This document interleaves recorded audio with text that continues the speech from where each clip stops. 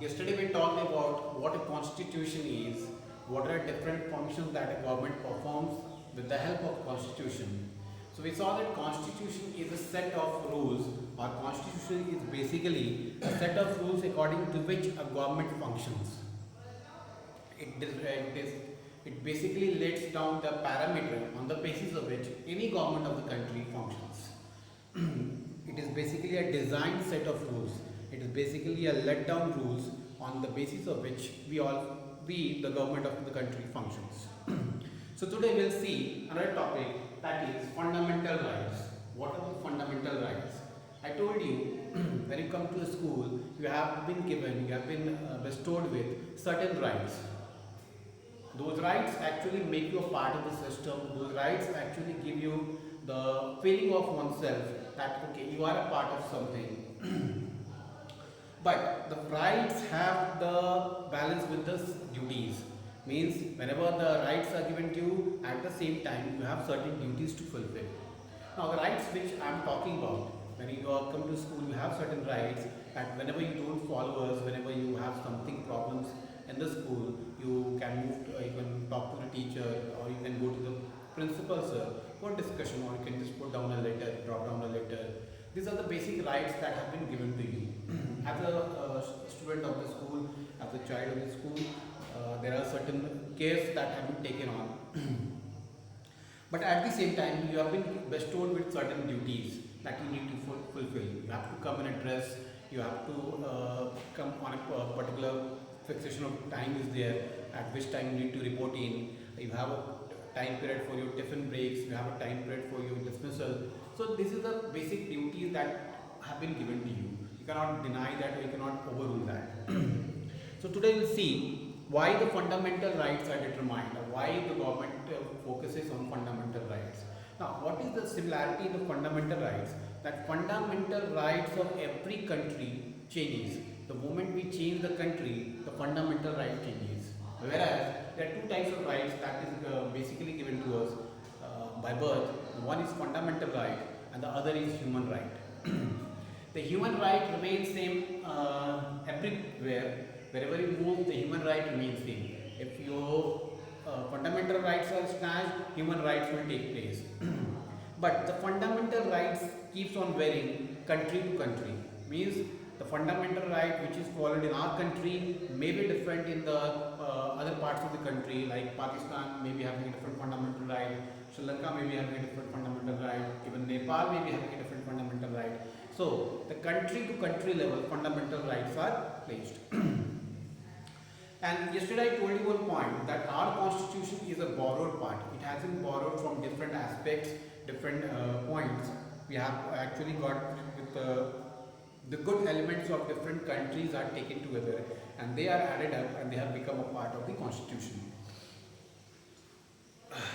It took almost 2 years, 11 months and 17 days for our constitutional leaders to frame the constitution of the country. Dr. Bhimrao Ambedkar was the drafting principal of the constitution. Our fundamental rights have been copied from USA. We have copied down the fundamental rights from USA. Important aspect that you need to know is, from where have we received these fundamental rights? So we have copied this, or we have got it from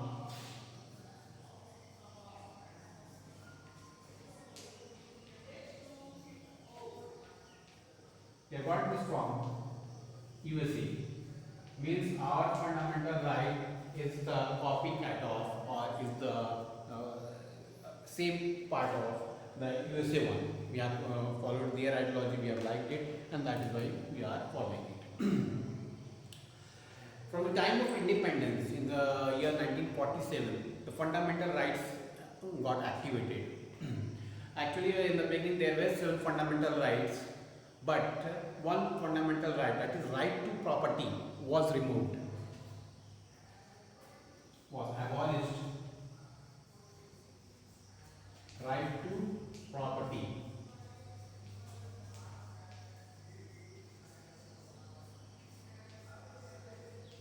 Right to property is no more a fundamental right. It has been abolished. Due to some misuse of this right, That is why the government of the country, the government of India has abolished this right to property. It is no longer a right. Now, after the removal of this, there were one or two more rights were added, like right to education was not there. The right to education became a fundamental right from the year 2009. It has been added in the constitution of the country from 2009. So today we'll see altogether 7 fundamental rights. One by one, I take all and just give you a small introduction of what the rights are.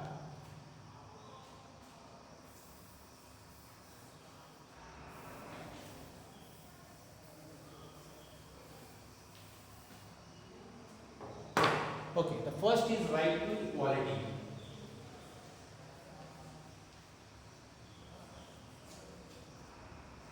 Right to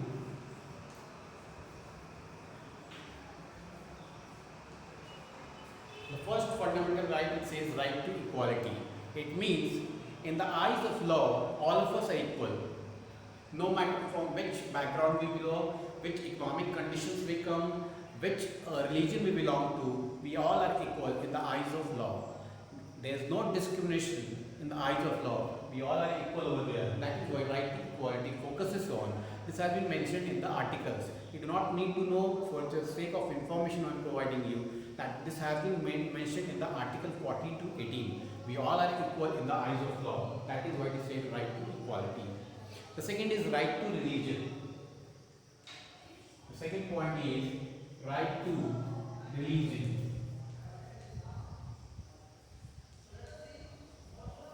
Right to religion says that we are left free to follow any religion of our choice. The government does not bounds us, the government does not forces us to follow certain religions only. It is left upon us. We are free to preach any sort of religion or follow any sort of religion of which we like. So we are given a free hand over here. We are not forced to follow any sort of particular religion. That is why I told you that our preamble or our constitution is a mixture of secular, sovereign, socialist words. The secular here means we are secular. We are not concerned with any particular religion. We are left free to follow any sort of religion or any religion of our choice. There is no foundation, there is no force from the government side. The third is right to justice. Right to justice. The right to justice says we have the right to get the verdict, we have the right to get the decisions in our favor or decisions, and whenever we feel that our rights are exploited, we are not given a free hand, or we are not being a part of the country, our citizens are under the danger. Whenever we are under the impression that something is not as per the rights of the constitution, we can move to the courts. There are different courts that have been laid, what you call, 3 different court systems are there in the country. At the town level there is a high court, at the district level a district court, then we have that we call it a civil court, then we have the main court or the highest appealing authority, that is the Supreme Court, wherein we get the justice. And even if we are not satisfied, we can move it to ICJ, that is International Court of Justice. International Court of Justice. ICJ is the highest body of the world, which actually laid down or frames the rules and regulations for the regulation of different appealing authorities. So right to justice basically gives us the right to take the justice in our favor, or to be a part of the society, to be a part of the country, and whenever our rights are snatched, whenever our rights are exploited, we can move to the court. 3 different courts are laid down for this.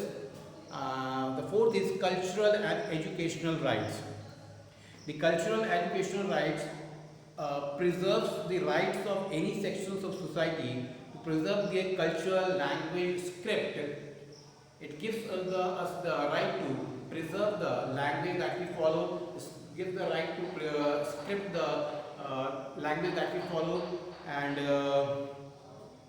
culture that we are bounded with, or that one we have been brought up with, we can follow. There is no one that can deny us of such rights. So cultural and educational rights simply say, right to cultural and educational rights say that we are free to follow our culture without any hindrance, without any disturbance of the government, without any interference of the government, and we are free to we are left free to follow it in any manner without creating a difficulty, without creating a problem for the other people. Educational right says even the minorities have the right to receive the education.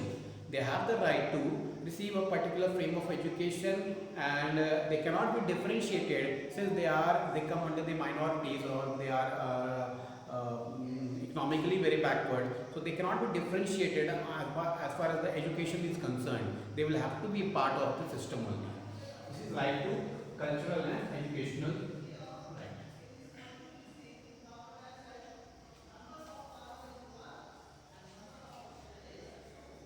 Cultural and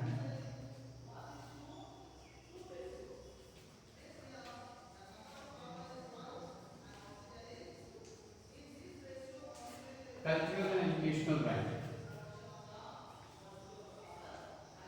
This was the fourth point. The fifth is right to constitutional remedies. Right to constitutional remedies.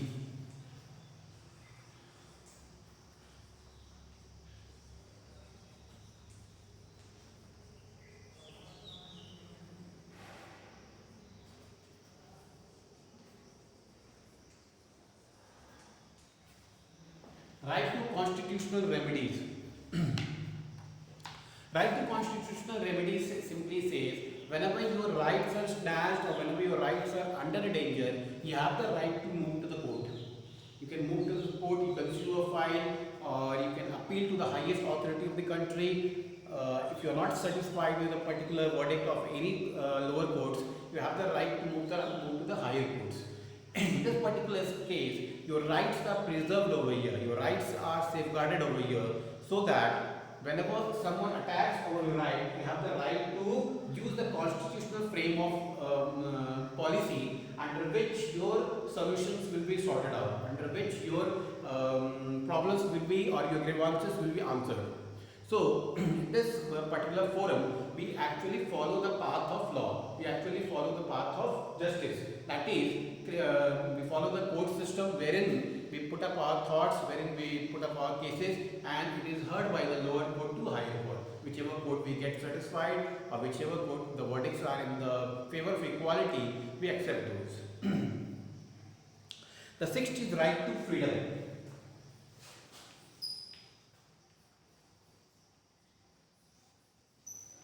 Right to freedom. Right to freedom simply says we have the freedom to anticipate some of the rights. Like for example, freedom of speech and expression. We are free to speak whatever we feel like, but it should not be against the country or against the policy of the country. We should not go against that, or it should not create a national disturbance. Then only our rights are safeguarded. Second is freedom of assembly. We can assemble at any place. We are free to form in a group or live in a group that no society or no court can deny us. The third is freedom of associations. We can form an association, we can form a small group, or we can form a group wherein we can live in peacefully and no government disturbance will be there. Freedom of movement. We can move from one place to other wherever we want. We can reside. As far as the economy is concerned, our economic situations are concerned, wherever the earning opportunities are there, we can move. We are given a free hand to switch from one place to other. Freedom of profession, occupation, trade or business. We are free to employ ourselves into any profession, any business, or do any sort of trade. We do not need to take every time, every moment. Do not need to inform the government or take the permission. Unless and until we do not indulge in any malpractices or any illegal activities, we are not under threat. But moreover, we are safeguarded by the government. The last is right to education. This is the newly added right class. This right was passed on in the year 2009. Right to education.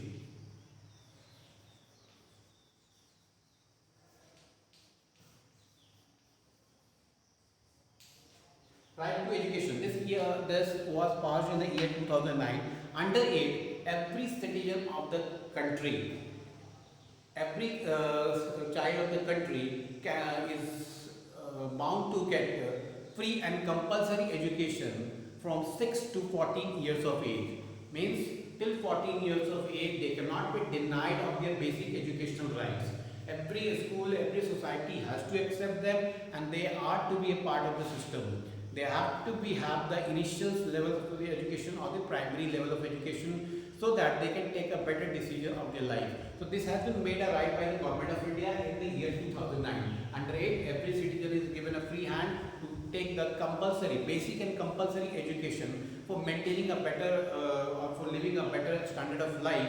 They need to understand the importance of education. That is why this right has been made a compulsory one. Every child has to undergo this process, and no school can deny the basic rights to any child.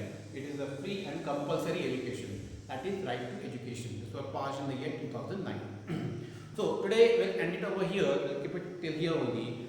We saw about the fundamental rights. Fundamental rights are the rights which actually makes the government work easy basis, or which actually mitigates the gap between the citizen and the government, which actually creates an easiness for both.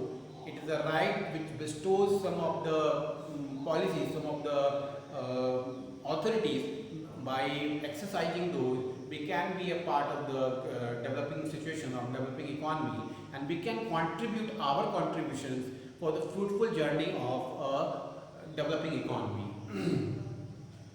So basically rights are given to maintain the decorum of success in a particular frame of mind.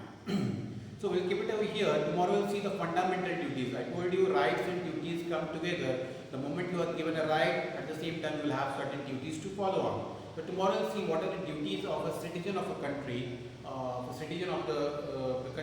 what duties they need to perform. Thank you, class.